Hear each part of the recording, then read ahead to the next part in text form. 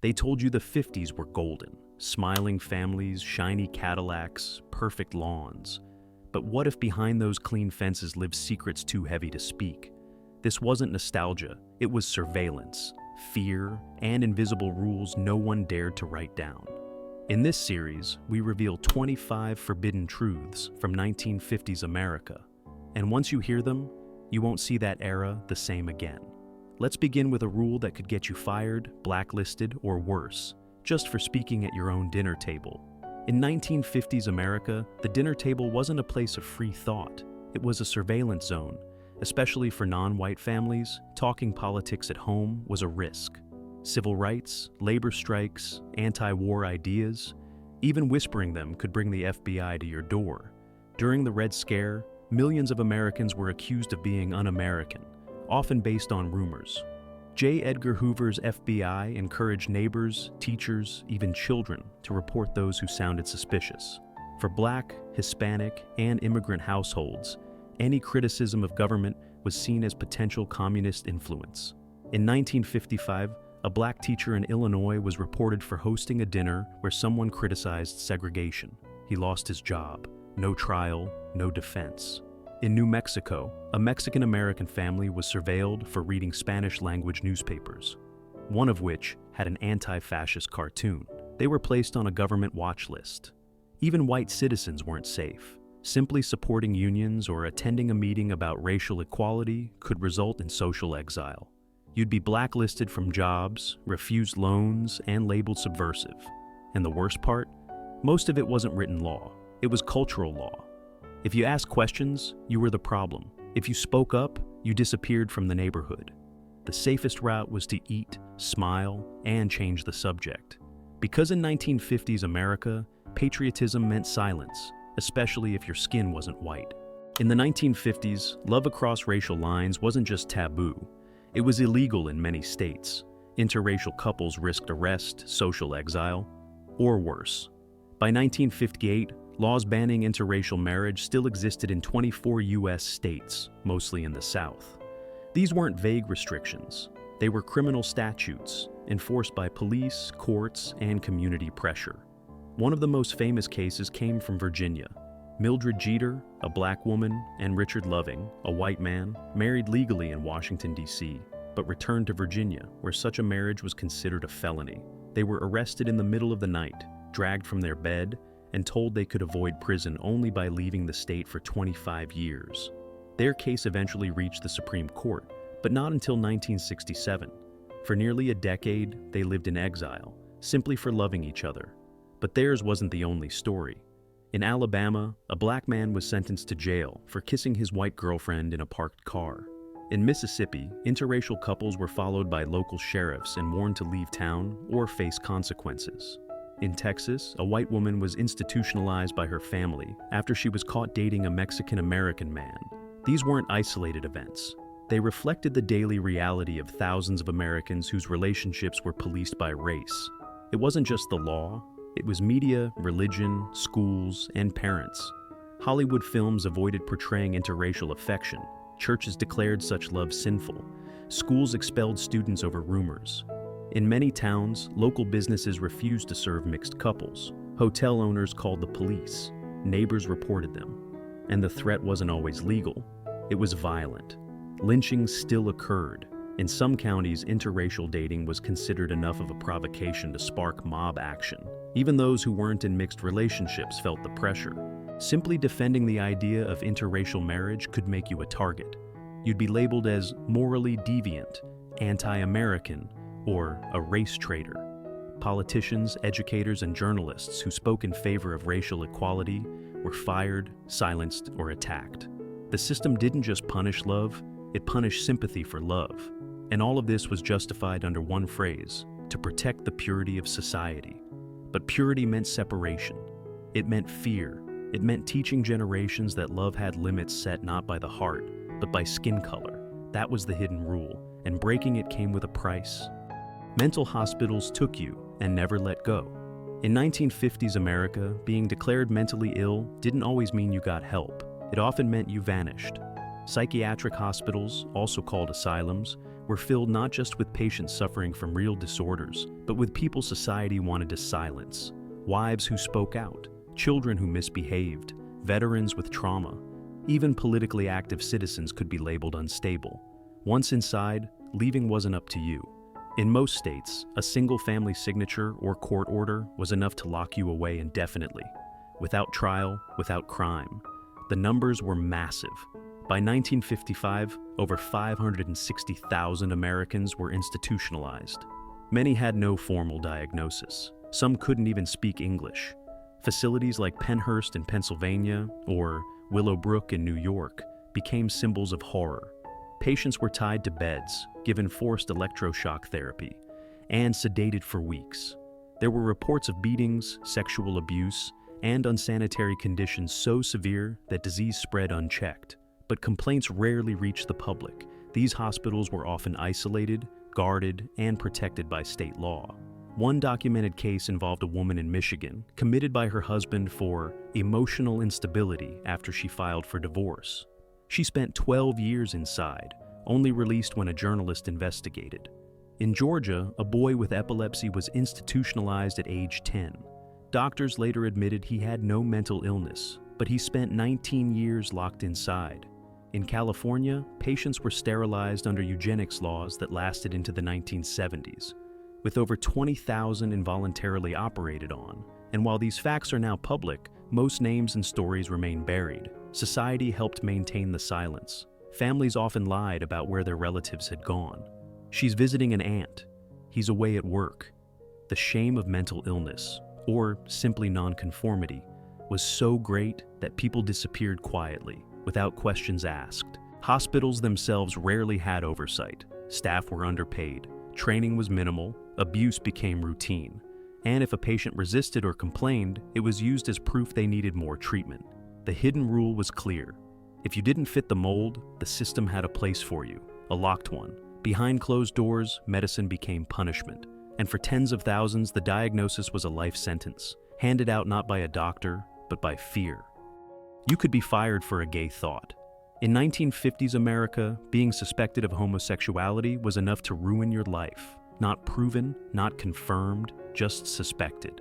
This era marked the rise of what was called the Lavender Scare, a government-backed campaign to remove anyone even rumored to be gay from federal jobs. It began under President Eisenhower, who signed Executive Order 450 in 1953. This order officially classified sexual perversion as a national security threat. Thousands were investigated, interrogated, and fired, not for actions, but for assumptions. In practice, it meant any man who dressed well, didn't talk about women, or had no wife could be flagged. Women who lived alone, rejected marriage, or had close female friendships were questioned. Surveillance included phone tapping, letter interception, and even following people into bars or bathrooms. Agents asked humiliating questions. Have you ever held hands with a man? Do you know any women who lived together?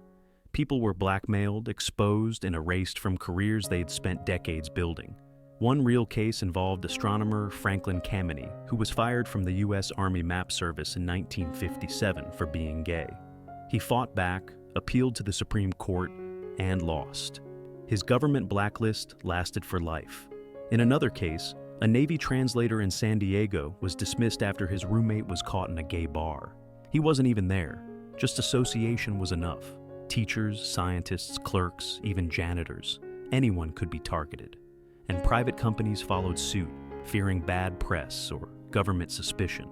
It didn't end with job loss. Some were forced into psychiatric hospitals under the label of sexual deviants. Others lost housing. Some were outed in newspapers, triggering public humiliation or suicide. Families disowned sons and daughters. Churches refused funerals. Police in many cities kept secret morality lists of people to watch. Entrapment was common. Officers posing as gay men to provoke and arrest others.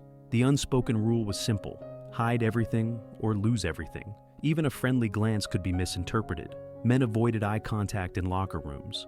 Women hid relationships for decades. The safest way to survive was silence. In the 1950s, being gay wasn't just illegal in many states.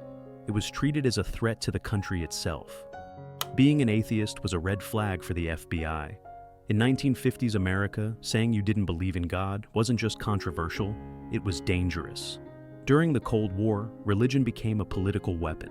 The phrase "under God" was added to the Pledge of Allegiance in 1954, and "In God We Trust" became the official national motto in 1956. This wasn't accidental. It was part of a deliberate strategy to contrast the US with the godless Soviet Union. And anyone who rejected religion, even quietly, was considered suspicious. Atheism was equated with communism. The FBI, under J. Edgar Hoover, treated non-religious citizens as potential subversives. Reports show that atheists were flagged during background checks, monitored for political activity, and sometimes denied security clearances or government employment. Professors who openly questioned religion in lectures were reported. Students who refused to participate in school prayer were disciplined or expelled. Employers could legally fire workers who lacked moral character, a phrase often used to describe atheists. One known case involved a school teacher in Arkansas who lost her job after refusing to lead her class in daily Christian prayer. Her stance was labeled un-American. In another instance, a journalist in Chicago was investigated by the FBI after publishing an editorial questioning church influence on public policy. He was never arrested, but found his phone tapped and mail opened for years. Church attendance wasn't mandatory, but socially it was expected. Politicians, business owners, and even military officers who didn't belong to a church faced backlash. Some towns refused to rent property to known atheists. In small communities, not attending Sunday service meant isolation. You weren't seen as private, you were seen as disloyal.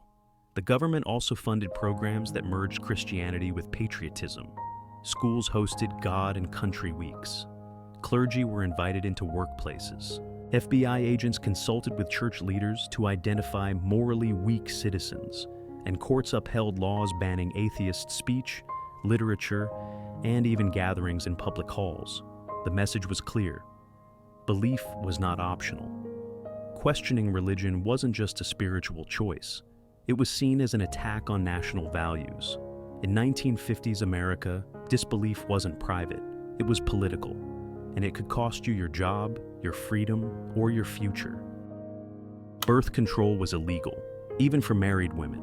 In 1950s America, controlling your own fertility was considered a crime in many states, even if you were married.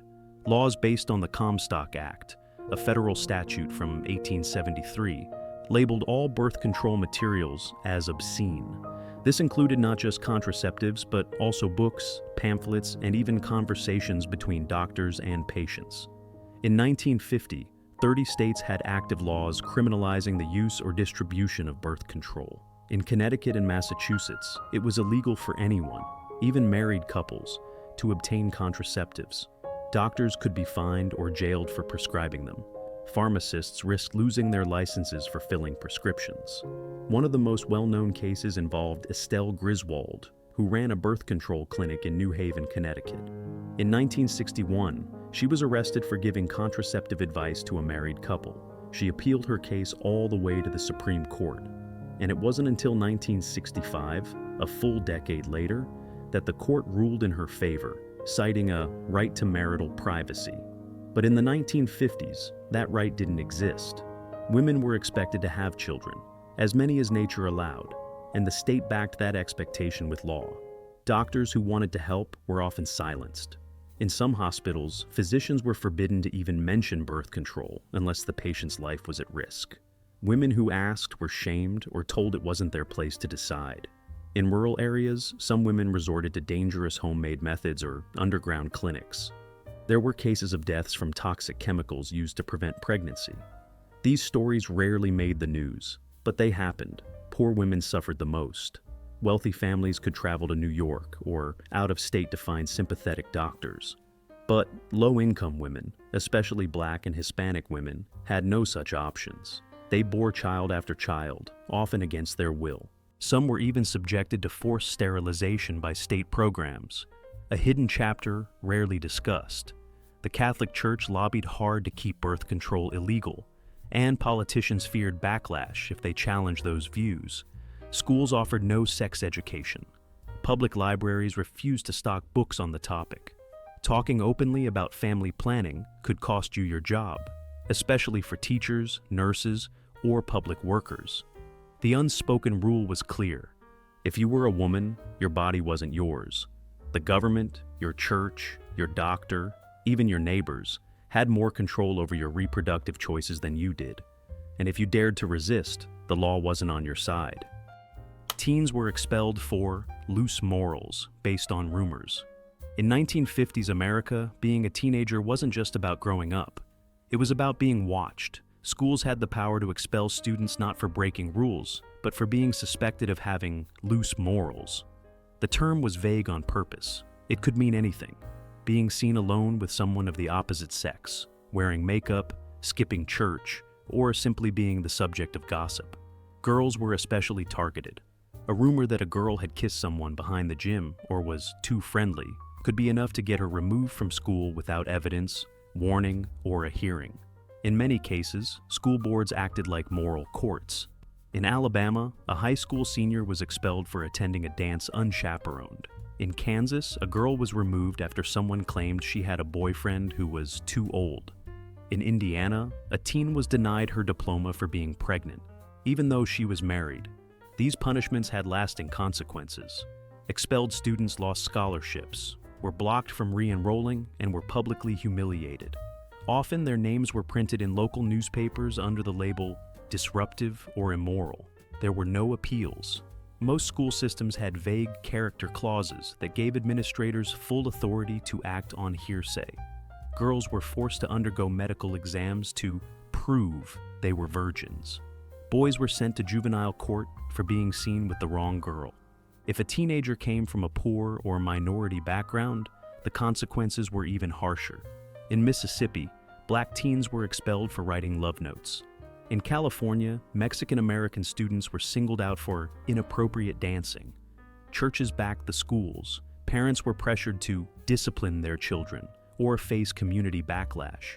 Teachers who defended students risked their jobs. The school wasn't just a place to learn. It was a place to be judged. A whisper in the hallway could destroy a future. And for girls, especially, a single accusation could follow them for life. College applications were denied. Jobs were refused. Marriage prospects disappeared. The rumor became their identity. There was no trial, no due process, no proof required, only perception, only reputation. In 1950s America, for many teenagers, innocence wasn't enough. You had to be invisible, silent, and pure, or they'd erase you completely. If you died without family, the state erased you. In 1950s America, dying without family didn't just mean dying alone. It meant disappearing. If you passed away with no one to claim your body, the state took over. And what happened next was often silent, bureaucratic erasure. In many cities, unclaimed bodies were sent to medical schools for dissection without consent. Others were buried in mass graves or unmarked plots known as paupers' fields. No funeral, no headstone, just a number in a ledger. Hospitals and morgues routinely disposed of the dead within 72 hours if no next of kin came forward. In places like New York, Los Angeles, and Chicago, this happened to thousands each year. Many were elderly, homeless, mentally ill, or recent immigrants with no local contacts. Others were veterans, men who had served in war but died forgotten. In some cases, names were misspelled or lost. In others, identity was never confirmed at all. The body was processed, recorded, and removed. Case closed. One example came from the Cook County, Illinois, where more than 6,000 unclaimed bodies were buried between 1950 and 1960. Rows of simple wooden markers, many later rotted or stolen, were all that remained. In San Francisco, city records show entire hillsides filled with nameless dead. In Baltimore, medical schools used unclaimed corpses for surgical training, without notifying the public or obtaining permission. If someone died in a boarding house, nursing home, or institution, staff were told to notify local authorities, not to ask questions. Personal belongings were often discarded or auctioned. Letters, photos, medals, gone. In some states, a dead person's possessions were seized to cover the cost of burial. No memorial, no legal defense, no obituary. If there was no family, there was no story. Even cemeteries treated the unclaimed differently. Graves were dug shallow, burial sites were reused. In many cities, paupers' fields were later paved over or developed. Parks, roads, parking lots. The remains stayed underneath. In Los Angeles, a 1957 city project uncovered hundreds of forgotten bodies beneath a public playground. No one had been told they were there. The hidden rule was simple. Without family, you didn't exist. Death erased more than a life. It erased identity. In the land of records, order, and legacy, you were written out, and no one was watching. You could be locked up for being too loud in public. In 1950s America, being too loud in public could land you in jail, not for breaking a law, but for disrupting a social code. Police departments across the country enforced vague ordinances like disturbing the peace, disorderly conduct, or creating a public nuisance. These laws had no fixed volume threshold. They were based entirely on perception. If an officer or bystander thought you were speaking too forcefully, laughing too loudly, or protesting too boldly, you could be arrested on the spot. This wasn't just about volume, it was about control. People who spoke out, especially women, Black Americans, and political activists, were often labeled disruptive simply for being heard. In Alabama, a woman was jailed for raising her voice during a dispute at a diner. The police report listed her behavior as ungodly and unladylike. In Texas, a Black man was arrested outside a courthouse for aggressive speaking while discussing voter rights. In New York, civil rights demonstrators were charged with public nuisance violations for chanting slogans. Even without a megaphone, street preachers, union organizers, musicians, and angry citizens all learned the same rule. If your voice made others uncomfortable, you were a target. In some towns, even loud music from a car radio could result in a fine or detention. In others, bar patrons were removed and booked for laughing too hard. What counted as too loud depended on who you were, where you were, and what you were saying. Police officers had wide discretion, and courts rarely challenged them. Disorderly conduct charges didn't require a jury. A judge could rule in minutes, and the punishment was often immediate: a night in jail, a fine, or both. For working-class citizens, this meant lost wages and permanent arrest records. Employers didn't ask why someone had been charged. They only saw that they had. Women were particularly vulnerable. Loudness was considered unladylike. A woman shouting in public could be called hysterical, unstable, or immoral. In some cases, mothers lost custody battles after being described in court as too expressive in public settings. Men, meanwhile, who raised their voices in frustration or protest, were labeled threats to authority, to order, to the American way. There was no law against speaking, but there were endless rules about how to do it, and how not to. The quiet citizen was the good citizen. Anyone else, the system silenced. Divorce could make you legally unfit to work with children. In 1950s America, getting a divorce didn't just end a marriage, it could end your career. In many states, divorced individuals were legally or informally barred from working with children. School boards, churches, and youth organizations enforced moral standards that treated divorce as a sign of instability, selfishness, or even immorality. Teachers, counselors, nurses, and even librarians risked losing their jobs if they separated from their spouses, regardless of the circumstances. Many school districts had written or unwritten policies requiring teachers to remain married to be considered proper role models. In some places, contracts included morality clauses stating that divorce would void employment. A teacher in Ohio was fired after her husband left her.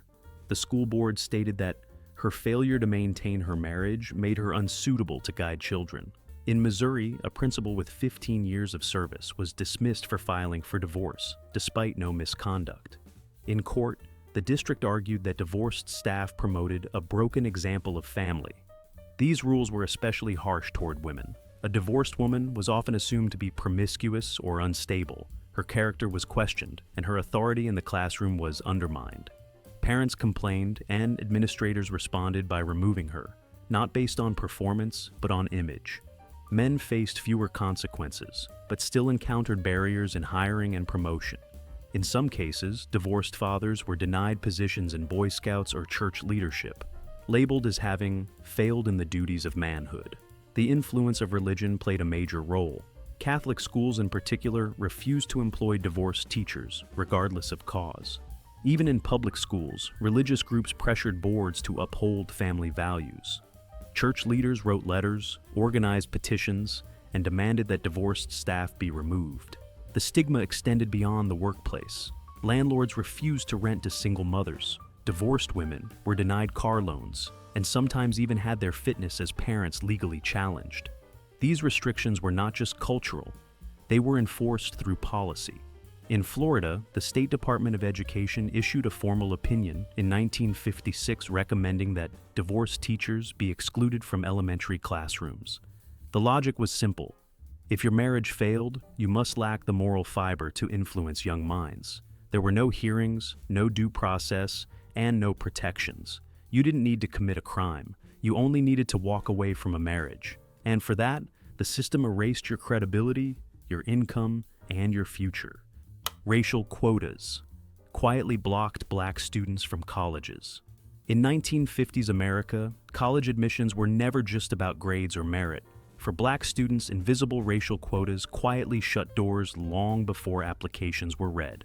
Though not officially written into law, these quotas were enforced by private conversations, selective standards, and coded policies.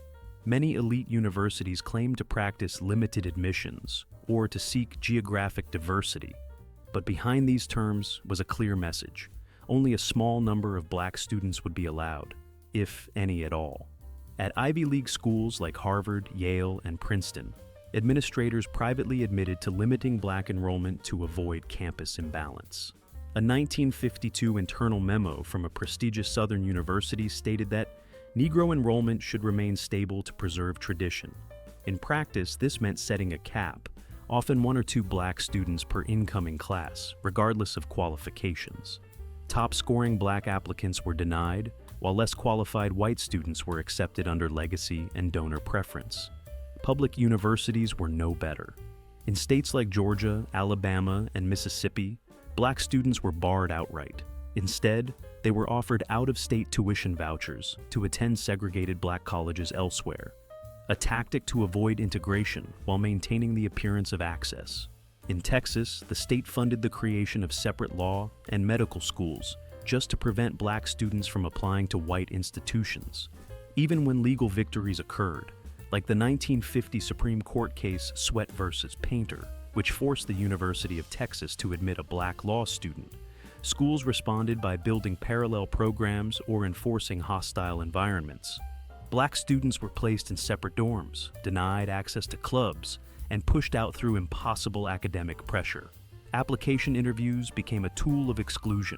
Administrators asked black applicants invasive questions about fitting in, cultural expectations, or how white students might react to their presence.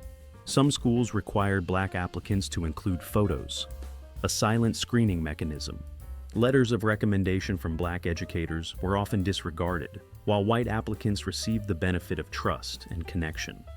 The result was systemic. By 1955, less than 2% of students at predominantly white universities were black.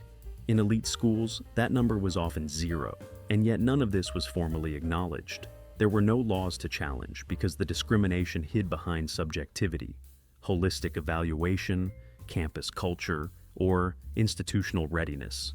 Families knew the truth. Black parents told their children not to dream too big. They saved for years, only to be turned away without reason. Talented young people became janitors, postal workers, or soldiers, not because they lacked ability, but because the system had no place for them. And the quotas didn't need to be written. Silence enforced them, rejection normalized them, and history nearly erased them. Pregnant students were disappeared from schools.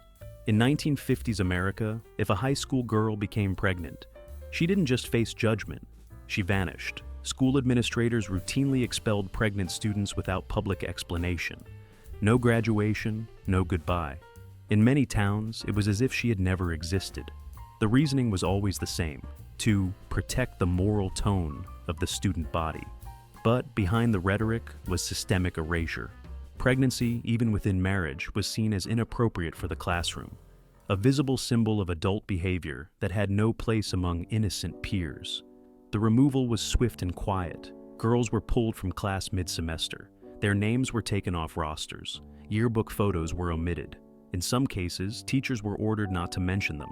Parents were told to send the girl away, to distant relatives, boarding homes, or church-run maternity facilities. These homes, often operated by religious charities, housed young women in secrecy, forcing them into labor, obedience, and in many cases, pressured adoption. One notorious example was the Florence Crittenton homes, which operated across multiple states. Girls as young as 13 were kept hidden for months, sometimes forced to change their names. They gave birth in silence, signed away parental rights, and returned home as if nothing had happened. The trauma unspoken. Many never saw their children again. In public schools, no policy officially mandated this, but every administrator knew the unwritten rule. Pregnancy equals expulsion. There were no hearings, no appeals, no counseling. The student was labeled a bad influence, not for her behavior, but for her body. Even girls who became pregnant due to assault or coercion were punished. The shame was theirs alone to carry. Meanwhile, boys, the fathers, faced no consequences. They remained in school, went to prom, graduated on time. There was no investigation, no accountability. The burden of morality fell entirely on the girl. This wasn't about education, it was about control. A pregnant student challenged the illusion of perfect families, abstinence, and traditional gender roles. Her presence disrupted the fantasy. So, the system made her disappear. The long-term effects were devastating. Without a diploma, these girls struggled to find jobs, lost access to college, and lived with social exile. Some were disowned by family, others were institutionalized, and all were silenced. There was no ceremony, no recognition, no public memory, just empty seats, blank pages, and the quiet removal of anyone who didn't fit the script. The government secretly tested radiation on citizens. In 1950s America, the federal government conducted secret radiation experiments on its own citizens, without their knowledge, consent, or protection. Under the umbrella of national security and scientific advancement, dozens of covert programs exposed vulnerable populations to dangerous levels of radioactive materials. These tests were classified, untraceable to the public, and deliberately hidden from victims for decades. One of the most disturbing examples came from Vanderbilt University Hospital, where between 1945 and 1947, 829 pregnant women were given radioactive iron injections to study metabolism during pregnancy. They were told it was a vitamin supplement. None were warned of the risks. Some later developed cancers. Several of their children were born with deformities or died prematurely. In Utah, residents living downwind of atomic tests at the Nevada test site were never informed that radioactive fallout would rain down on their towns. Children played in contaminated snow. Cows grazed on irradiated grass. Milk was bottled and shipped across the country. The government assured everyone it was safe. But cancer clusters exploded in areas like St. George. Leukemia, thyroid disease, and rare tumors surged, especially among children. Years later, internal government memos revealed that officials knew the risks, but chose not to alert the public. In a darker chapter, the U.S. military funded experiments on prison inmates and hospital patients.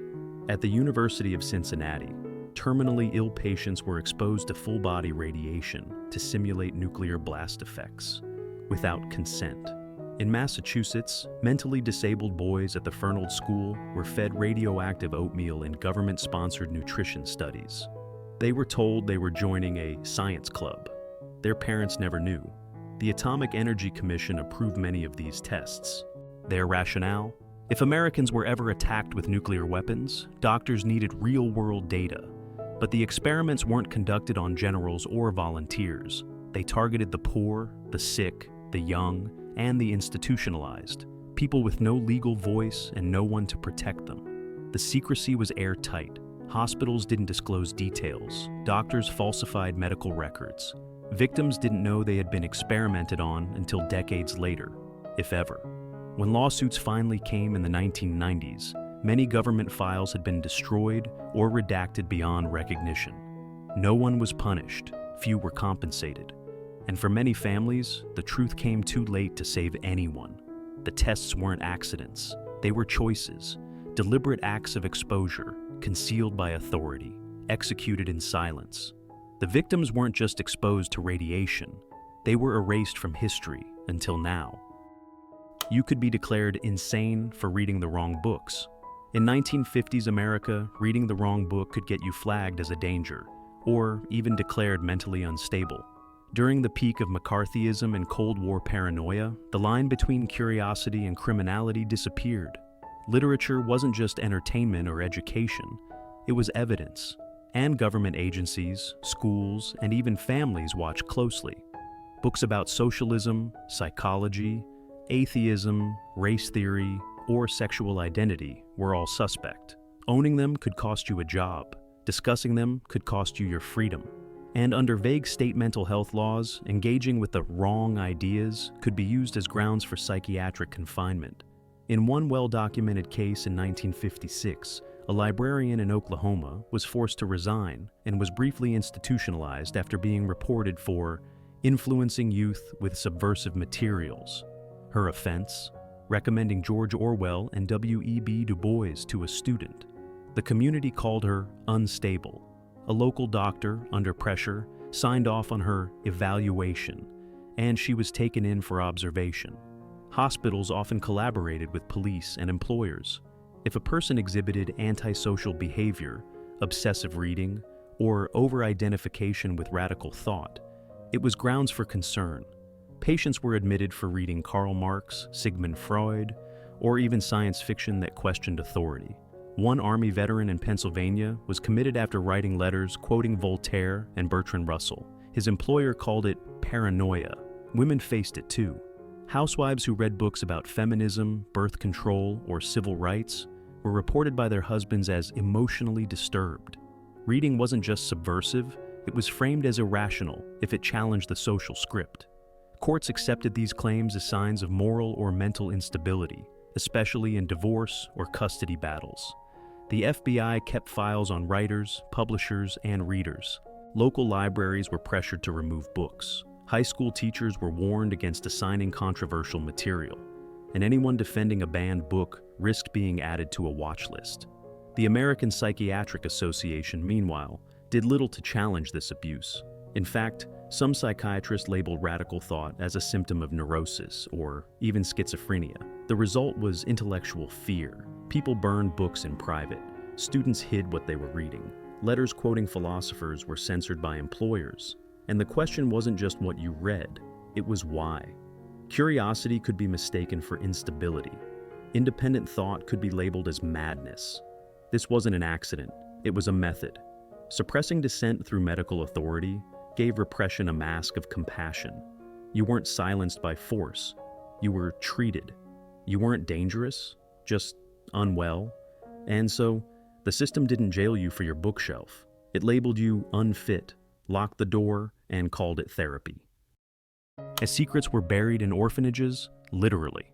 In mid-20th century America, orphanages were supposed to offer shelter, but behind locked doors, they often concealed something far darker: abuse, neglect, and in some cases, death. And when those deaths happened, many were never reported. The bodies of children, unnamed, undocumented, were buried quietly on institution grounds or in unmarked graves. Their stories disappeared with them. In 2015, researchers uncovered a mass grave at the former site of the Arthur G. Dozier School for Boys in Florida. The reform school had operated for over 100 years. Official records listed 31 deaths, but ground-penetrating radar revealed at least 55 unmarked graves. All children. Many had been beaten, starved, or left untreated for illness. Some were as young as 6. The state had closed the school years earlier, but never investigated the full scope of what happened. This wasn't isolated.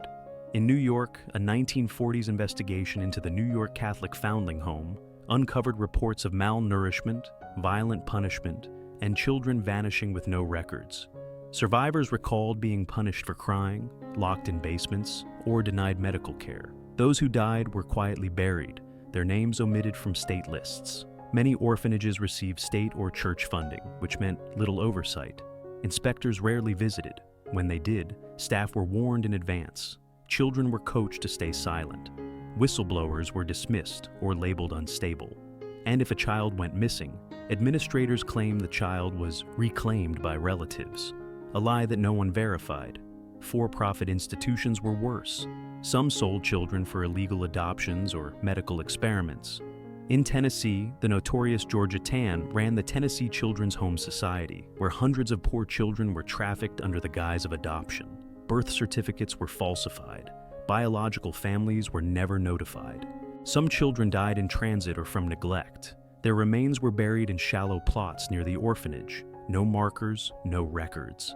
Even public hospitals with attached orphan wards had similar secrets. At Willowbrook State School in Staten Island, children with disabilities were subjected to hepatitis experiments without consent. Those who died were often labeled unfit and buried off-site in mass graves, some now paved over by housing developments. These weren't rare mistakes. They were systemic patterns of hiding evidence, silencing survivors, and burying responsibility, literally and bureaucratically. Victims were often poor, disabled, Black, or Indigenous, communities least likely to have advocates or legal recourse.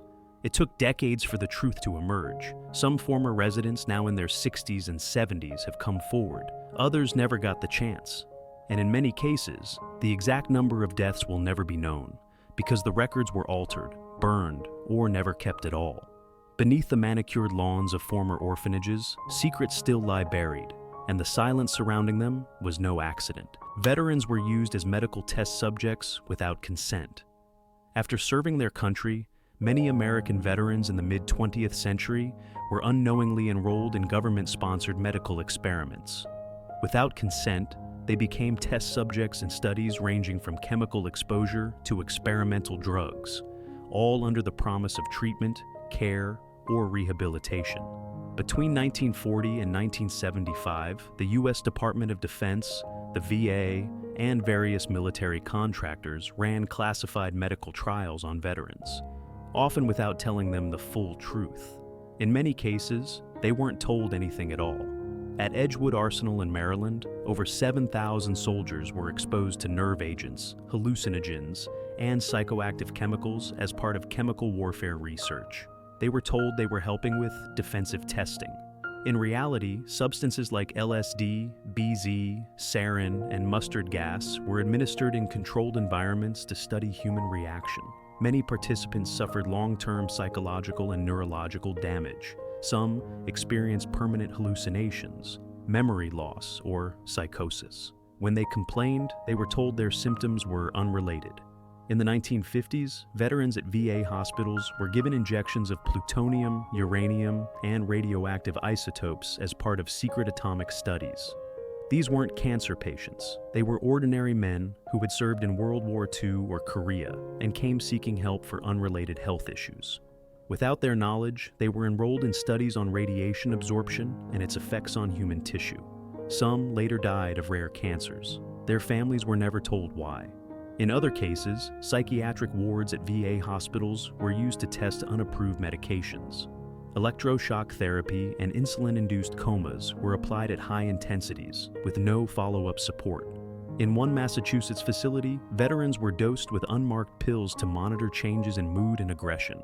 Consent forms, if they existed, were signed under pressure or confusion.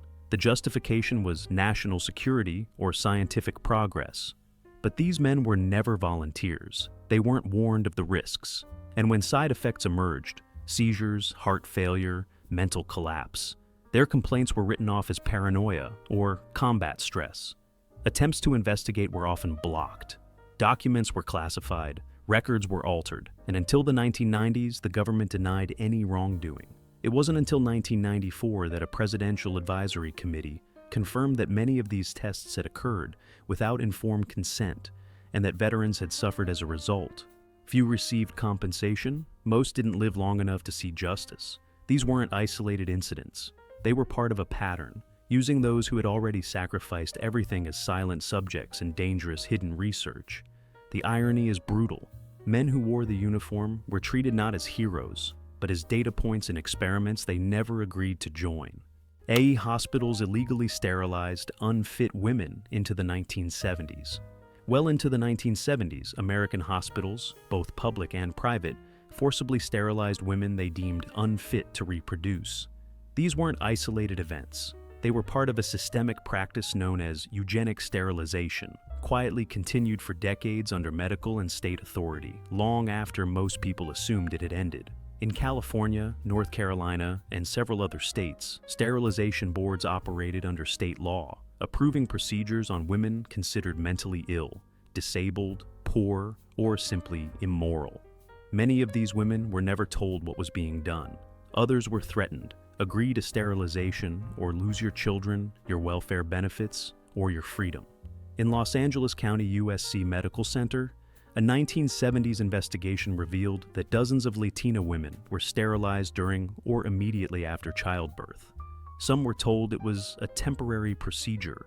Others were asked to sign English language consent forms while in labor, under medication, or in physical distress. Many couldn't read English at all.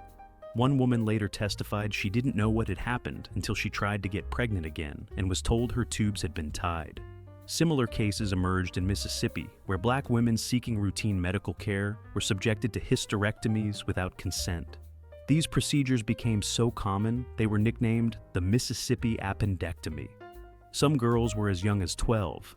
Most were poor. Few ever saw a lawyer. Native American women suffered as well. A 1976 report by the U.S. Government Accountability Office confirmed that the Indian Health Service had sterilized at least 3,400 Native women between 1973 and 1976 alone. Many were not told the procedure was permanent. Some believed it was required for continued access to basic health care. In some cases, multiple members of the same family were sterilized without knowing it. Doctors justified these actions with vague medical language: low IQ, promiscuity, mental instability, or too many children. But rarely was there any medical emergency. It was social engineering, using medicine as a tool of control. The victims were disproportionately women of color, immigrants, people with disabilities, or those living in poverty. These were the women least likely to fight back, least likely to be believed, and most likely to be forgotten. Even after lawsuits in the late 1970s and early 1980s, few perpetrators faced consequences. Hospitals denied wrongdoing. States claimed the patients had signed forms. Records were lost. And the women who had their reproductive rights stolen, permanently, were left to rebuild lives under silence and shame. Forced sterilization wasn't a relic of the past. It happened in modern hospitals, with modern tools under the watch of licensed professionals, and it happened in the open, to thousands of women whose only crime was being poor, brown, or different. Children were arrested for skipping school. In mid-20th century America, skipping school wasn't just frowned upon. It could land a child in jail. Truancy, or repeated absence from school, was legally treated as a criminal offense in many states. And for poor children, especially Black, Native, and Latino youth, skipping class often meant entering the criminal justice system at an early age. Across the U.S., laws known as status offenses criminalized behavior only illegal because of the person's age, like not attending school. But in practice, these laws were enforced aggressively and unevenly. In cities like Chicago, Los Angeles, and New Orleans, thousands of children were picked up by police, fingerprinted, placed in holding cells, and sometimes sent to juvenile detention for weeks, all for missing school without a doctor's note or parent's excuse. In 1955, a 13-year-old girl in Alabama was arrested after she skipped school for 2 days to care for her sick younger brother. Her mother was working 2 jobs. The girl was taken from her home, placed in a juvenile facility, and labeled incorrigible. There was no trial. The judge simply declared her in need of supervision, and she spent 6 months in confinement. Cases like this were common. Children in poverty often missed school because of illness, family obligations, or lack of transportation. But courts rarely considered these reasons. Instead, they viewed truancy as defiance, and the punishment wasn't educational support. It was institutionalization. In many states, truant children were sent to reform schools or state-run homes where they lived under strict surveillance. These facilities were often indistinguishable from prisons. Children wore uniforms, followed rigid schedules, and endured harsh discipline. Some experienced physical abuse. Others were forced into unpaid labor. few received any real education. Records show that in states like Texas, Florida, and Pennsylvania, children as young as 8 were arrested for truancy. Some were picked up while walking home. Others were taken directly from classrooms for previous absences. Parents were often not notified until after their child had been processed. The racial disparities were sharp. In Mississippi, black children made up the majority of truancy arrests, despite being a minority of the student population. In New York City, a 1960s report showed Latino children were far more likely to be sent to juvenile court for missing school than white students with the same attendance records. These practices didn't disappear in the 1970s. In fact, the rise of tough-on-crime policies extended these punishments. Schools increased cooperation with law enforcement, and truancy became a gateway into deeper juvenile charges, like resisting arrest or contempt of court. For thousands of American children, skipping school didn't just mean falling behind in class. It meant being pulled into a system that saw them not as students, but as criminals. And for many, that first arrest at 12 or 13 set the stage for a lifetime of surveillance, detention, and lost opportunity. Disabled children were hidden from public view. In 1950s America, disabled children were not seen, and that wasn't by accident. Families were often told by doctors, educators, or clergy to send their children away for their own good. The public narrative was one of protection and care, but in reality, thousands of children with physical or cognitive disabilities were hidden from society, institutionalized, and forgotten.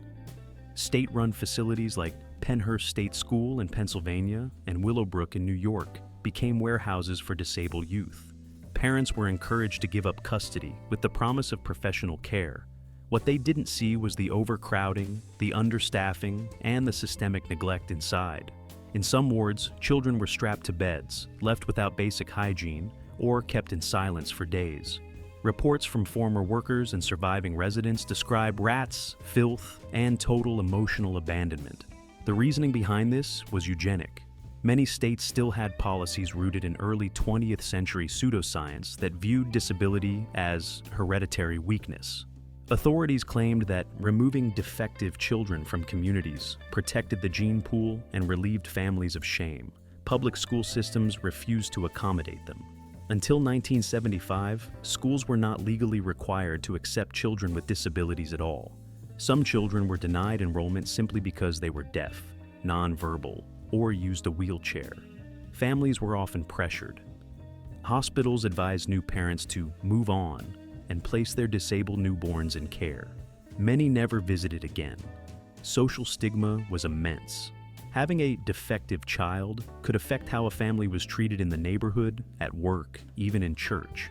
So, people stayed silent, and the children disappeared into systems with no accountability.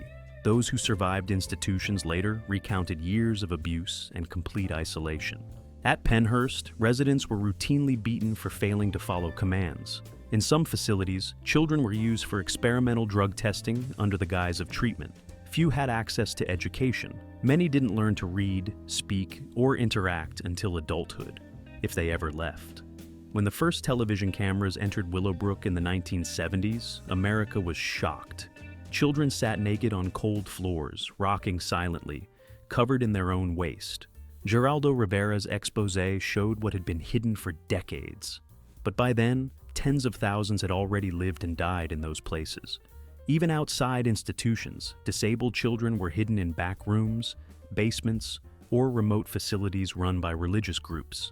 Some were kept indoors for years, others were sterilized without consent, and almost none had access to therapy, mobility devices, or basic human rights. It took federal legislation, the Education for All Handicapped Children Act of 1975, to begin dismantling this system. But the damage was done. Generations of disabled Americans were robbed of family, freedom, and dignity. Not because they posed a danger, but because society refused to see them. Women couldn't serve on a jury in most states. Until well into the 1960s, women in many parts of the United States were legally barred from serving on juries. Even after gaining the right to vote in 1920, they were still considered too emotional, too fragile, or too busy with domestic duties to participate in courtroom decisions. In 1950, only 18 states allowed women full access to jury service. In others, they could serve only under strict conditions, or not at all. Some states required women to register separately to be eligible, knowing full well most wouldn't. In Florida, for example, a woman had to go to the courthouse in person and ask to be placed on a jury list, something very few ever did, especially in rural or conservative areas. This created the illusion of inclusion while maintaining all-male juries. The logic behind the exclusion was rooted in outdated notions of gender roles. Judges and lawmakers argued that women needed to be protected from the gruesome details of criminal trials, particularly in rape, murder, or abuse cases. Ironically, this meant that victims of those very crimes were judged by juries made up entirely of men, sometimes with no understanding or empathy for female experiences. One case from Alabama in the 1950s shows the consequences clearly. A woman accused her husband of prolonged physical abuse. Despite clear medical records and testimony from neighbors, the all-male jury acquitted him. The court later admitted that some jurors believed a man had a right to discipline his wife. With no female jurors, no one questioned that logic.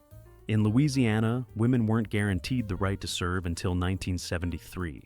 After a Supreme Court case, Taylor v. Louisiana forced the state to change. The plaintiff, Billy J. Taylor, had been convicted by an all-male jury and argued that excluding women violated his constitutional right to a jury of his peers. The court agreed. Until then, Louisiana law still treated jury service by women as optional civic volunteerism. This issue wasn't limited to southern states. In Massachusetts, women could legally serve on juries by 1950, but local clerks often excluded them from the selection process. In Utah and Idaho, jury lists were drawn from property tax rolls, which meant women who didn't own land were automatically disqualified.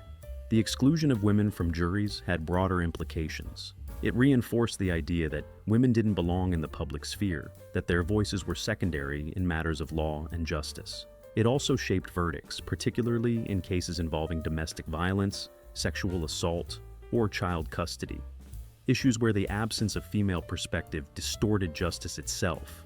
By the time all 50 states fully integrated women into jury service, a process that didn't finish until the late 1970s, millions of trials had already been conducted without female input.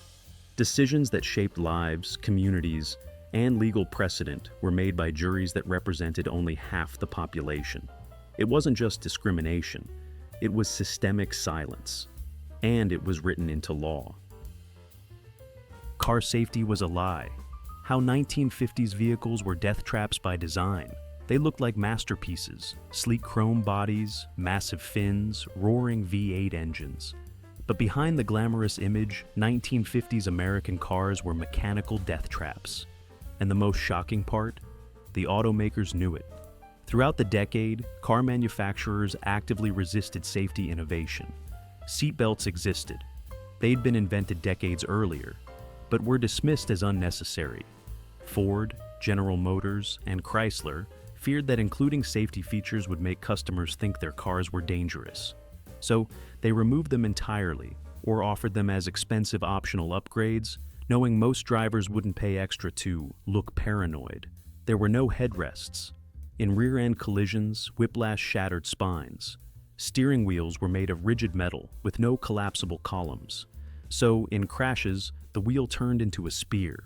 Dashboard designs favored sharp metal, protruding knobs, and hard surfaces, ensuring that even minor impacts could fracture skulls or puncture organs. Children had no protection at all. Car seats were rare, and when used, they weren't for safety but for height, so kids could see out the window. Most toddlers rode in the front seat or on laps. In an accident, they became projectiles. The automotive industry did everything it could to hide the data. In 1955, journalist and consumer advocate Ralph Nader began investigating car safety. He found that car companies not only failed to implement obvious safety features, but lobbied aggressively to prevent government regulations. His book, Unsafe at Any Speed, published later in 1965, exposed how General Motors tracked him, spied on his life, and tried to discredit him because he dared to tell the truth. Crash tests? Practically non-existent in the 1950s. Car makers didn't want proof their cars were unsafe.